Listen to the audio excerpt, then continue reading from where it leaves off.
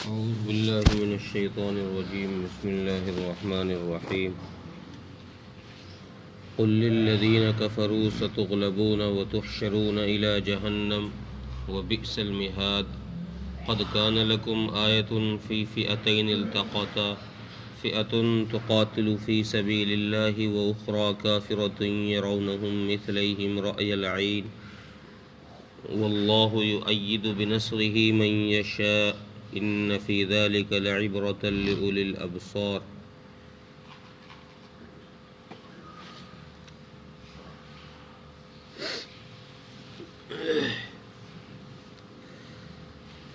پچھلی آیتوں میں بھی نافرمانوں کا ذکر کیا گیا اور یہ بتایا گیا کہ جو اللہ کی آیتوں کا انکار کرنے والے لوگ ہیں، نافرمان ہیں، اللہ تبارک و تعالی انہیں ذلیل اور رسوا فرما دیتا ہے، جیسے فرعون کا کیا، آل فرعون کا، اور فرعون سے بھی پہلے اور بہت ساری قومیں آئی جنہوں نے اللہ کی آیتوں کی تکذیب کی، اللہ نے انہیں ذلیل اور رسوا کیا۔ اب اس آیت میں اللہ تبارک و تعالی نے فرمایا ہے کہ نبی جی آپ گھبرائیے نہیں، ان قریب ہم ان کافروں کو دنیا میں بھی ذلیل و خوار کریں گے۔ بہت جلد وہ وقت آنے والا ہے کہ یہ لوگ ذلیل ہوں گے، رسوا ہوں گے اور آپ کے سامنے ہاتھ جوڑ کر کھڑے ہوں گے، آپ سے معافی کی بھیک مانگ رہے ہوں گے۔ ان کو ہم ان قریب آپ کا غلام، آپ کا تابعدار بنا دیں گے، اور یہ دنیا کی سزا ہے۔ آخرت کی سزا یہ ہے کہ پھر ہم ان کو بہت جلد آخرت میں یعنی میدان حشر میں پھر ان کو جہنم کی طرف ہکایا جائے گا، ان کو اس کی طرف بھیجا جائے گا، لے جایا جائے گا۔ اور جہنم جو ہے یہ کوئی اچھی جگہ نہیں ہے، یہ بہت برا ٹھکانہ ہے۔ ایسے ٹھکانے کی کوئی انسان تمنا نہیں کرتا، نہ کوئی ایسی جگہ جانا چاہتا ہے، بلکہ ایسی جگہ سے دور رہنے کی ہر آدمی کوشش کرتا ہے۔ اس لیے نبی جی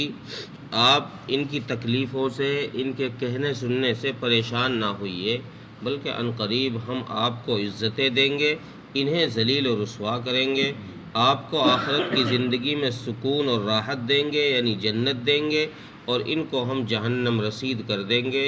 جہنم میں ان کو پہنچا دیں گے۔ یہ آیتیں جنگ بدر کے بعد نازل ہوئی ہیں۔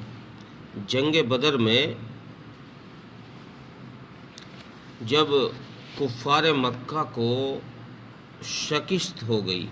اور رسول اللہ صلی اللہ علیہ وسلم جنگ بدر سے واپس آ رہے تھے فتح کی خوشی کے ساتھ، تو قبیلہ بنو قینقاع مدینہ منورہ میں ایک قبیلہ تھا یہودیوں کا، اس قبیلے میں جا کر رسول اللہ صلی اللہ علیہ وسلم نے لوگوں سے کہا کہ لوگوں، تم مان جاؤ اور تم اسلام لے کر آ جاؤ، ورنہ دیکھ لو جیسا حشر تمہارا ان کا مشرکین مکہ کا ہوا ہے ویسا ہی حشر تمہارا بھی ہوگا۔ تو یہ شیطان یہودی کہنے لگے کہ واہ محمد، تم ان انجان لوگوں کو جو جنگ کے متعلق جانتے نہیں ہیں، جن کا جنگ کو علم نہیں ہے کہ جنگ کرنی کیسے ہے، کس طریقے سے کرنی ہے، ان کو تم نے شکست دے دی، تو تم بھی سمجھ رہے ہو کہ ہم ہر کسی کو شکست دے دیں گے۔ جب ہم سے مقابلہ ہوگا تو پھر تمہیں پتہ چل جائے گا کہ ہاں ہمارے سامنے بھی کوئی مقابلے میں آیا ہے، اس لیے یہاں سے آپ اسی طرح چلے جائیے، ہم آپ کی بات ماننے والے نہیں۔ تو اللہ تبارک و تعالیٰ نے اس پر یہ آیت نازل فرمائی کہ نبی جی آپ ان لوگوں سے کہ ان لوگوں نے جو یہ الفاظ کہے ہیں آپ کے دل کو دکھایا ہے، آپ دل چھوٹا نہ کیجئے، وقت آئے گا بہت جلد ہم ان کو آپ کے نیچے لانے والے ہیں، آپ کی ماتحتی میں لانے والے ہیں، یہ غلام ہوں گے، آپ ان کے آقا ہوں گے، یہ آپ کی اجازت کے بغیر کچھ نہیں کر سکیں گے، اور پھر آخرت کی ذلت اور وہاں کی رسوائی تو وہ ابدی ہے، وہاں ہم ان کو جہنم رسید فرما دیں گے۔ اور اگلی آیت میں پھر اللہ تبارک و تعالیٰ نے جنگ بدر کے واقعے کی طرف اشارہ دیا ہے رسول اللہ صلی اللہ علیہ وسلم کو، اور فرمایا کہ نبی جی آپ نے نہیں دیکھا ان لوگوں کو، ان جماعتوں کو جو آمنے سامنے مقابل میں آ گئی تھی، اور میدان جنگ کے اندر جن کا مقابلہ ہوا، اس مقابلے کے کرانے میں، اس مقابلے کے ہونے میں اللہ تبارک و تعالیٰ کی آپ کے لیے بہت بڑی نشانی کیا ہے کہ ایک طرف تو مسلمانوں کی تعداد 300 سے کچھ زائد 10-13، اور دوسری طرف کفار کی تعداد 600 سے 1000 تک کی تاریخ کی کتابوں میں لکھی ہے، اور مشہور جو مورخ ہیں انہوں نے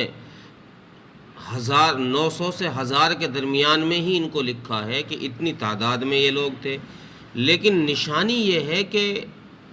جب 300 کا مقابلہ اس 300 سے دو چند سے ہو رہا ہے، 900 سے ہو رہا ہے، 1000 سے ہو رہا ہے، تو ظاہر بات ہے غلبہ 900 کو ہونا چاہیے تھا، لیکن غالب آئے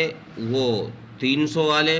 تو اللہ تبارک و تعالیٰ نے اس واقعے میں نشانی یہ دی کہ تم دیکھنے میں تھوڑے تھے، تعداد تمہاری تھوڑی تھی، لیکن ہم نے تمہارے لیے جو فرشتوں کی جماعت، فرشتوں کا ایک گروہ، ایک لشکر بھیجا جو 1000 تھے، اور وہ چنندہ تھے، ان پر نشان بنے ہوئے تھے کہ ہاں یہ مسلمانوں کی مدد کے لیے اللہ تبارک و تعالیٰ نے آسمان سے بھیجے ہیں۔ جب وہ فرشتے آئے اور انہوں نے آ کر ان سے مقابلہ کیا، مسلمان تلوار چلاتے تھے تو فرشتے کی تلوار اس نافرمان کی، دشمن رسول کی گردن کو پہلے ہی جدا کر دیتی تھی۔ اس طریقے سے اللہ تبارک و تعالیٰ نے جنگ بدر میں کھلے طور پر فرشتے بھیج کر مسلمانوں کی مدد فرمائی، اور مشرکین مکہ کو نیست و نابود کر دیا، ذلیل و خوار کر دیا۔ اور پھر اس کے بعد دوسری چیز یہاں آیت کے اندر یہ بتائی گئی ہے کہ مسلمان جیسے دکھنے میں تھوڑے تھے، تو ان مشرکوں کو یہ مسلمان تھوڑے نظر نہیں آ رہے تھے، ان کو تعداد 2 گنا لگ رہی تھی اپنے لشکر سے، کہ یار ہم 1000 ہیں تو یہ مسلمان تو 2000 ہیں۔ چونکہ اللہ تبارک و تعالیٰ نے ان کو شکست دینی تھی، اور ان کے دل میں رعب پیدا کر دیا تھا، مسلمانوں کا ایک خوف پیدا کر دیا تھا۔ جب انسان کے اندر خوف پیدا ہو جاتا ہے، ڈر پیدا ہو جاتا ہے، تو سامنے والا کمزور بھی ہو وہ بھی اسے بہادر نظر آتا ہے، اور جب آدمی کے اندر خوف نہ ہو، رعب نہ ہو، ہمت ہو، تو پھر بہادر آدمی کے بارے میں بھی، پہلوان کے بارے میں بھی کمزور یہ سوچتا ہے کہ میں اسے مار دوں۔ تو چونکہ مشرکین کے دل میں اللہ تبارک و تعالیٰ نے ایک رعب اور ایک خوف پیدا کر دیا، اس لیے قرآن کہتا ہے کہ ان مشرکوں کو مسلمانوں کی چھوٹی سی جماعت بھی بڑی جماعت دکھائی دے رہی تھی، اپنے سے 2 چند دکھائی دے رہی تھی۔ اور پھر اللہ نے فرمایا کہ اللہ جس کی چاہتا ہے نصرت کرتا ہے، مدد کرتا ہے، وہ اس کی چاہت کے پیچھے ہے، وہ بندے کی تڑپ، اس کی لگن، اس کی کڑھن، اس کی فکر کو دیکھتا ہے کہ اس کے اندر کیا کڑھن ہے، کیا لگن ہے، یہ کس طریقے سے میری طرف متوجہ ہے۔ جب اللہ تبارک و تعالیٰ اس کی توجہ دیکھتا ہے تو پھر اس اعتبار سے اللہ اپنی نصرت کے فیصلے فرماتا ہے۔ یہ نہیں کہ ہر ایک کی مدد کو اللہ آ جائے گا،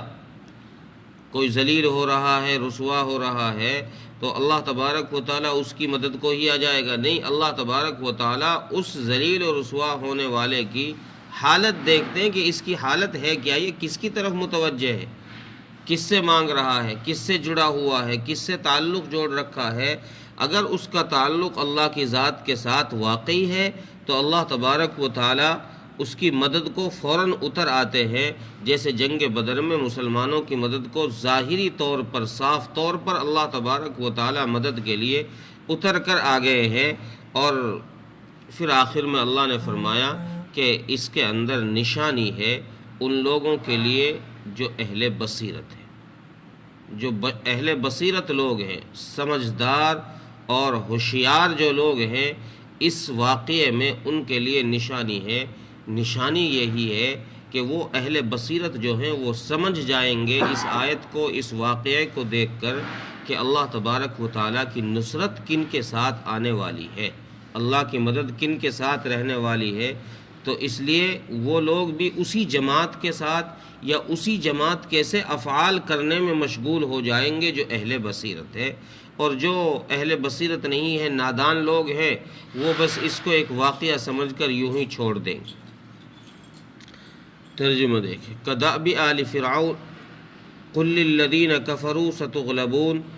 نبی جی آپ ان سے کہہ دیجئے کافروں سے کہ ان قریب تم مغلوب ہو کر رہو گے، بہت جلد تم مغلوب ہوگے، وتحشرون الی جہنم، اور پھر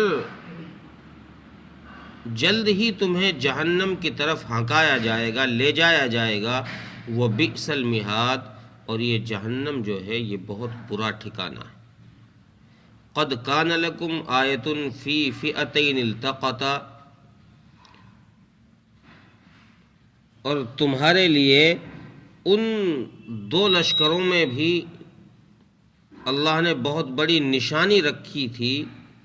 جو آپس میں لڑ رہے تھے، جن کا مقابلہ ہوا تھا آپس میں۔ فئۃ تقاتل فی سبیل اللہ، ایک لشکر تو وہ تھا جو اللہ کے راستے میں جہاد کر رہا تھا، وَأُخْرَىٰ كَافِرَةٌ يَرَوْنَهُمْ مِثْلَيْهِمْ رَأْيَ الْعَيْنِ، اور دوسرا لشکر وہ تھا،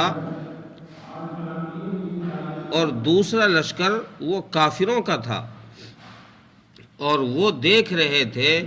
اس لشکر کو اپنے سے دو گنا نظر آ رہا تھا ان کو۔ واللہ یؤید بنصرہ من یشاء، اور اللہ تبارک و تعالی جس کی چاہتا ہے مدد فرماتا ہے۔ ان فی ذلک لعبرۃ لأولی الابصار، بے شک اس میں نشانی، بے شک اس میں نصیحت ہے، عبرت ہے اہل بصیرت کے لیے۔ اللہ تعالیٰ عمل کی توفیق۔